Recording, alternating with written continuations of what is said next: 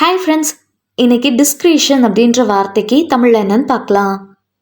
Discretion discretion இந்த வார்த்தைக்கு தமிழில் என்ன சொல்லுவாங்கன்னா தீர்வு, விவேகம், சுயாதீன முடிவு.